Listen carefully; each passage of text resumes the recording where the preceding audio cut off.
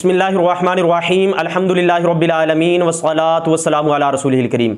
हज़रात मोहतरम, उम्मत इस बात पर खुश है कि रमज़ानुल मुबारक की आमद है, लेकिन दूसरी तरफ चूँकि ये मार्च का महीना है और 8 मार्च का दिन बाज़ जगहों पे ख़वातीन के आलमी दिन के तौर पर मनाया जाता है और मुल्क पाकिस्तान में भी कुछ सालों से औरत मार्च का इनेकाद किया जा रहा है।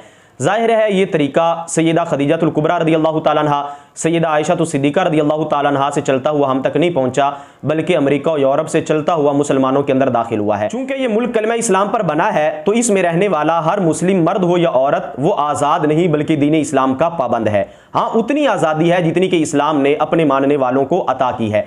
औरत मार्च के नाम पर जो औरतें सड़कों पर बाहर निकलती हैं, ये इस्लाम के अंदर दी हुई जो आज़ादी है वो लेने की कोशिश नहीं करती, बल्कि हुदूद इस्लाम को पामाल करके एक नई आज़ादी का नारा लगाती हैं।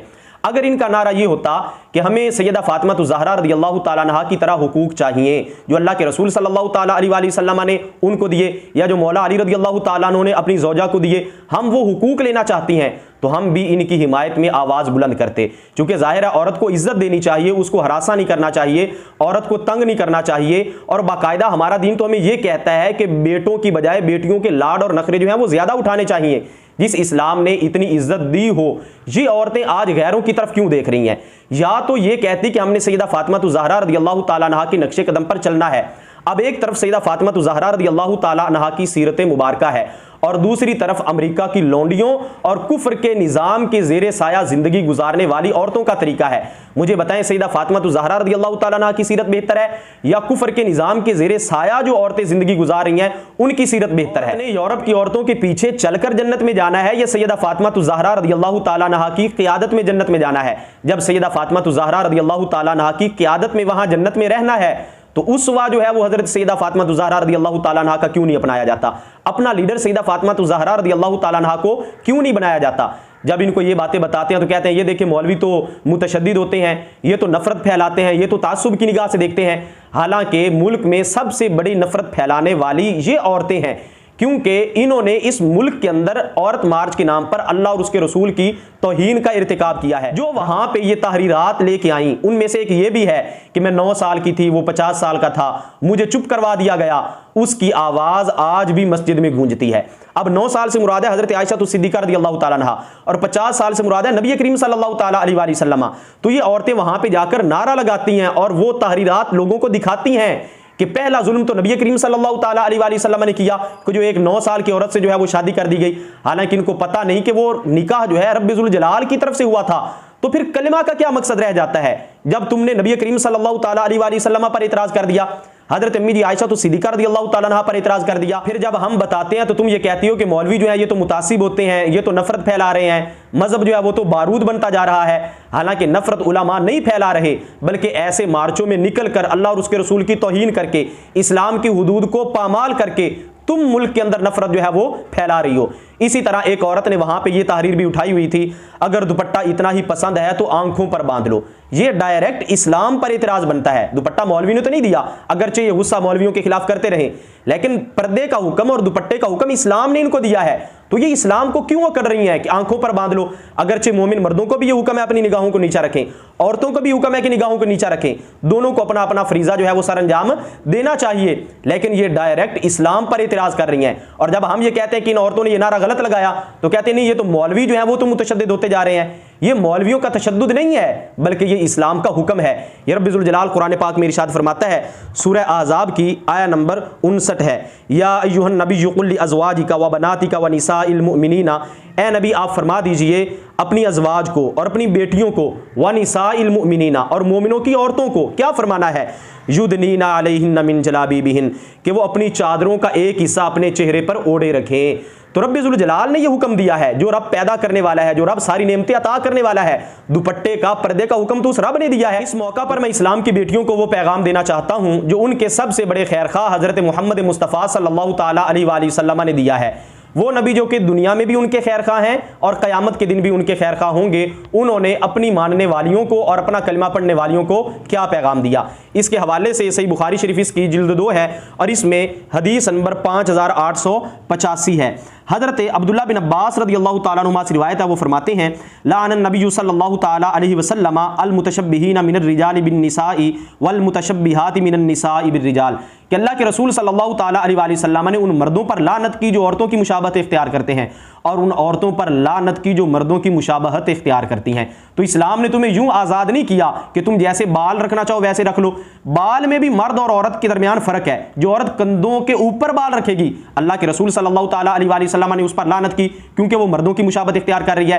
जो मर्दों जैसे कपड़े पहनेगी, कहेगी ये तो फैशन होता है, लेकिन इधर तो देखो कि नबी करीम सल्लल्लाहु ताला अलैहि वसल्लम ने ऐसी औरत पर लानत की है जो कि मर्दों की मुशाबहत इख्तियार करती हैं।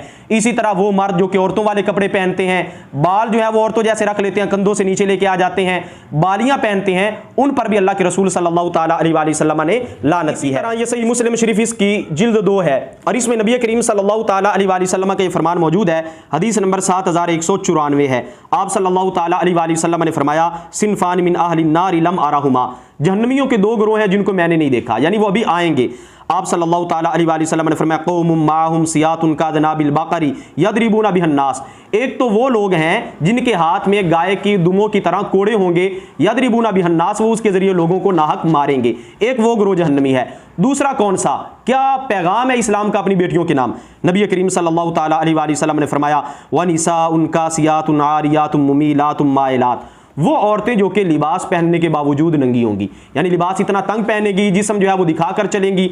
नबी करीम सल्लल्लाहु ताला अलैहि वसल्लम ने उन औरतों के हवाले से फरमाया कि वो भी जहन्नमी हैं जो कि अपना जिस्म लोगों को दिखाकर चलती हैं और लिबास पहनने के बावजूद नंगी होती हैं। मुमीलातुम माइलातुन, लोगों को माइल करने वाली हैं, उनकी तरफ माइल होने वाली हैं, यानी लोगों को खुद भी गुनाह की तरफ माइल करती हैं और खुद उनकी तरफ माइल हो जाती हैं।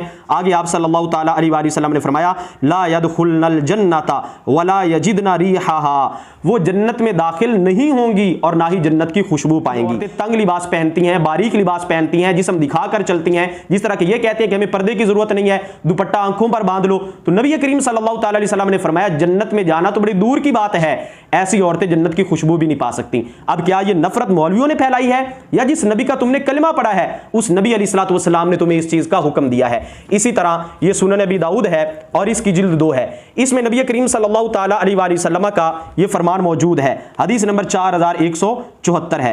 हजरत अबू हुरैरा रज़ियल्लाहु ताला अन्हु से रिवायत है, वो फरमाते हैं, लक़ियतहु इम्राअतुन वुजिदा मिनहा रिहुत तीब, उनकी एक औरत से मुलाकात हुई जिससे खुशबू आ रही थी। फ़क़ाला, तो हजरत अबू हुरैरा ने फरमाया, या अमतल जब्बार, खुदा की बंदी, जी इति मिनल मस्जिदी, क्या मस्जिद से आ रही हो? तो क़ालत नाम, उसने कहा हाँ मैं मस्जिद से आ रही हूँ। क़ाला, हजरत अबू हुरैरा ने फरमाया, वलहु ततय्यबती, क्या तूने ये खुशबू मस्जिद के लिए लगाई है? क़ालत नाम, तो उसने कहा कि हाँ मैंने ये खुशबू मस्जिद के लिए लगाई है। क़ाला, तो हजरत अबू हुरैरा रज़ियल्लाहु ताला अन्हु ने क्या पैगाम दिया, वही मैं इन औरत मार्च वाली औरतों को पैगाम देना चाहता हूँ। क्या पैगाम दिया? इन्नी समिअतु हिब्बी अबुल क़ासिम सल्लल्लाहु ताला अलैहि वसल्लम यक़ूल, मैंने अपने महबूब अबुल क़ासिम हजरत मोहम्मद मुस्तफ़ा सल्लल्लाहु ताला अलैहि वसल्लम को ये फरमाते हुए सुना, ला तुक़बलु सलातुल लिम्राअतिन ततय्यबत लिहाज़ल मस्जिदी, कि अल्लाह ताला ऐसी औरत की नमाज को कबूल नहीं करता जो इस मस्जिद के लिए भी खुशबू लगाए। जो औरत मस्जिद के लिए खुशबू नहीं लगा के जा सकती, वो सैर व सियाहत के लिए किस तरह जा सकती है? इतने लंबे लंबे सफ़र करना, ना महरमों के लिए खुशबुएं लगाना और यूं अपना जिस्म दिखाकर जो है वो बाजारों में चलना, और फिर कहती हैं कि इस चीज़ पर जो है वो पाबंदी ना लगाई जाए। तो अल्लाह ऐसी औरत की नमाज ही नहीं कबूल करता जो मस्जिद में भी जाए और नमाज के लिए खुशबू लगा के जाए।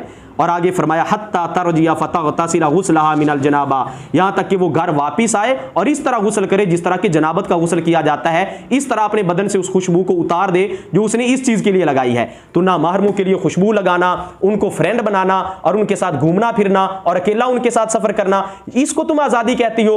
इसको ये आज़ादी नहीं है, बल्कि अल्लाह के रसूल सल्लल्लाहु ताला अलैहि वसल्लम की शरीयत की मुखालफत है। और इसी तरह ये जामी तिरमिज़ी है, इसकी जिल्द 1 है। नबी करीम सल्लल्लाहु ताला अलैहि वसल्लम का ये फरमान है, 1133 नंबर हदीस है। हज़रत अबू हुरैरा रज़ियल्लाहु ताला अन्हु से रिवायत है, वो फरमाते हैं कि नबी करीम सल्लल्लाहु ताला अलैहि वसल्लम ने फरमाया, ला तुसाफिरिल मरअतु मसीरता यौमिन व लैलतिन इल्ला व मअहा ज़ू महरमिन, फरमाया कि कोई औरत एक दिन और एक रात का सफ़र ना करे मगर यह कि उसके साथ कोई महरम हो।